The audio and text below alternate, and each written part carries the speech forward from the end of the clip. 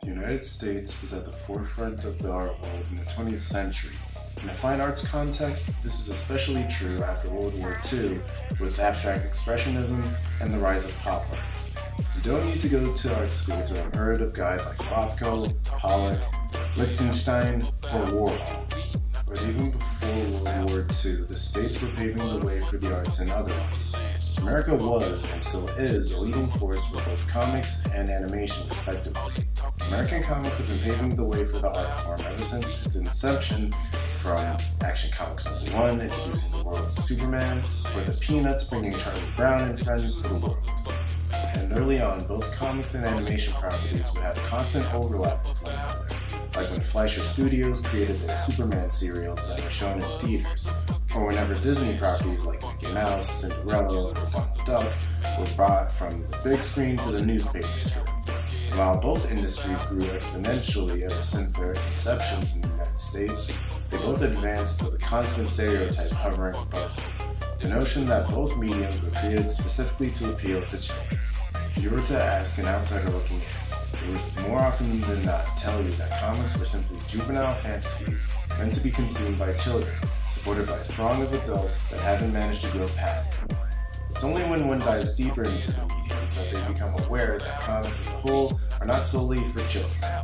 Books like Mouse, Watchmen, The Killing Joke, Seconds, and many more are created to tell stories of real consequence to multiple audiences.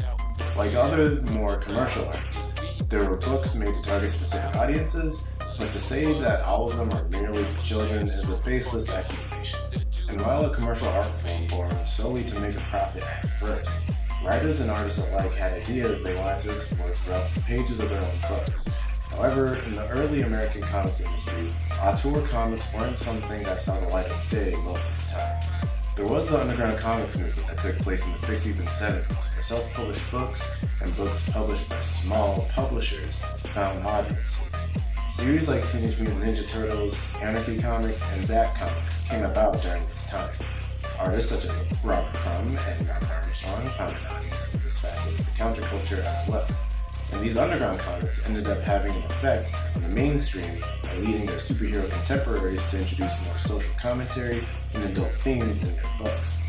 This led to the more extreme comics of the 90s, but it would also eventually lead to the creation of viable competitors to DC and Marvel, those competitors being Dark Horse Comics and Image Comics respectively. As these independent publishers gained traction and creators now had the ability to own the rights to the concepts and characters they were creating, comics now allowed more conceptual works to make it into the market. Today, high concept and low brow comics can be published at the same rate, especially with the advent of webcomics. Now, authors and artists can explore concepts through comics in a way that is not only accessible to the majority of people, but they can still retain the cost-effectiveness angle that birthed comics as a profit art form, without having to worry about stopping one story short solely because of the lack of profit. After going through such transformations, one would then assume that comics and cartooning would be art forms that artists would take advantage of in order to tell narratives in ways that other mediums couldn't, and artists did take advantage of said opportunity. However, the fine arts community has yet to really acknowledge comics and cartoons as legitimate art practices. This is despite established artists going into comic practices themselves in order to explore narrative ideas. An example of this is the artist Kerry James Marshall. Well known in and out of the art world for his depictions of black people in contemporary situations with pitch black dark skin, he made the temporary jump over to comics with Rhythm Master in 1999. Rhythm Master has been displayed in gallery spaces multiple times over the years, and he never lost any credibility from making it. In fact, while not his most famous work, Rhythm Master was still received very positively by his fine arts audience. Not to mention the artists who cut their teeth in the pop art, like Roy Lichtenstein and Philip Guston, who are still seen in high regard and have since been established in the art historical canon. Using cartoon imagery in paintings is now an accepted practice, and painters making comics momentarily before going back to the regular practice is fine as well when looking at it in a fine arts context. But if one starts out working on comics and tries to make the transition to fine arts, they're met with cultural hurdles and constant stereotypes regardless of whether or not they're writers or artists. The constant criticisms I see when talking about cartooning in general or attacks on aesthetics and content respectively. This looks so childish, the art's so flat, this is for children, and so on. And in the United States, it's rare to see a cartoonist put into a strictly fine arts space outside of specialty galleries like the Museum of Comic and Cartooning Art in Manhattan.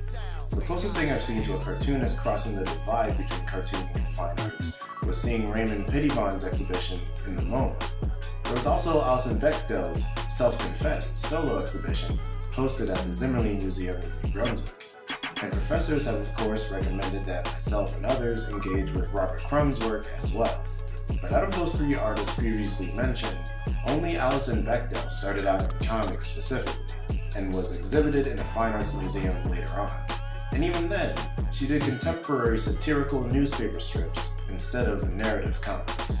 In general, when you mention influential comics, there will undoubtedly be some names that will keep coming up in the conversation. Peanuts, Calvin and Hobbes, and Garfield, among others, are what many would consider to be the pinnacle of newspaper strip comics. And when it comes to narrative comics, books relating to superheroes from DC and Marvel led the conversation for some time.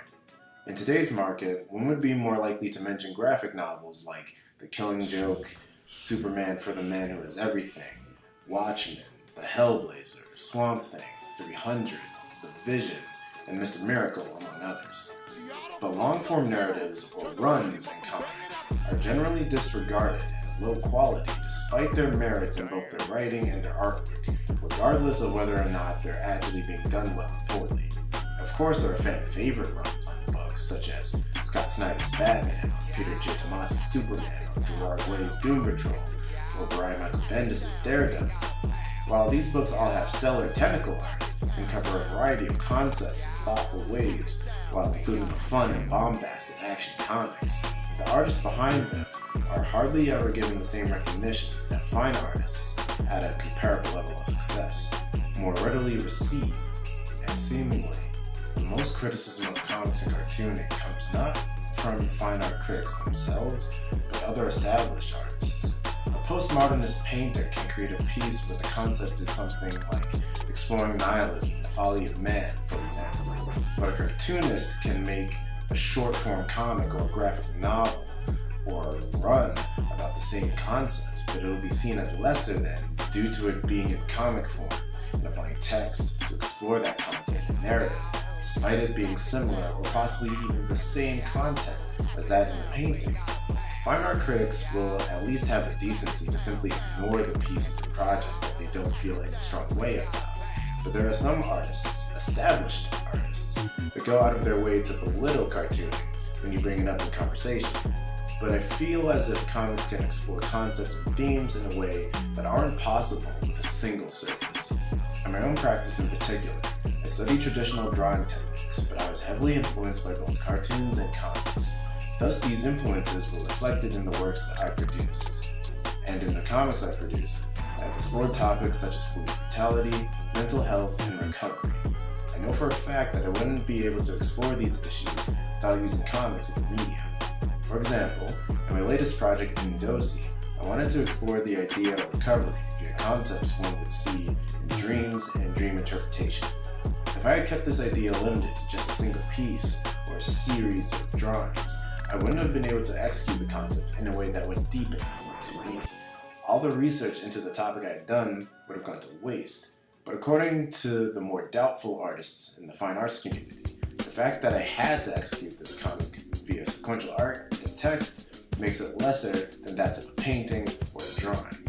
And this notion of comics not being a serious as well as for-profit art form is rooted in the stubborn belief that comics are not a form of art, but are solely a form of entertainment.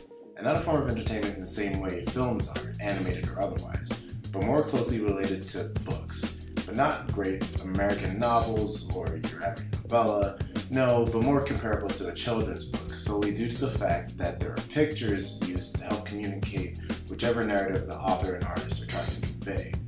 Even so, outside of critiques from teachers, peers, and family that were overwhelmingly positive, I couldn't shake this feeling that this project of mine didn't get the same recognition that the paintings, photos, and media pieces surrounding it did. Or at least that was the indication that I was getting. as if I was being looked down upon, like my work was lesser than theirs.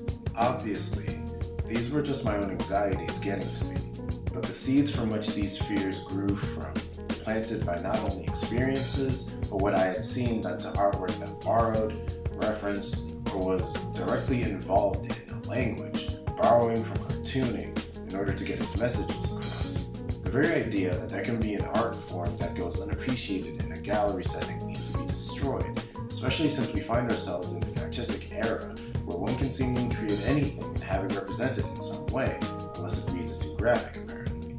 This doubt comes from not any one specific critique in the art world, and not a specific artist either. It just comes from the constantly reinforced stereotype that comics and graphic novels are petty affairs meant to entertain children. It's a concept that came to a head in the 50s with the creation of the Comics Code Authority, which only stopped functioning in 2011. We as a culture need to accept comics not only into the fine arts, but as a valid art form, especially considering the rise of film adaptations of narrative comics, both local and foreign. With a veritable boom of comic content on the horizon, from new titles to new adaptations, and these properties being celebrated in both entertainment and art worlds, it's time for the culture to stop pretending as if comics are simply for children, when they're absolutely not just for kids.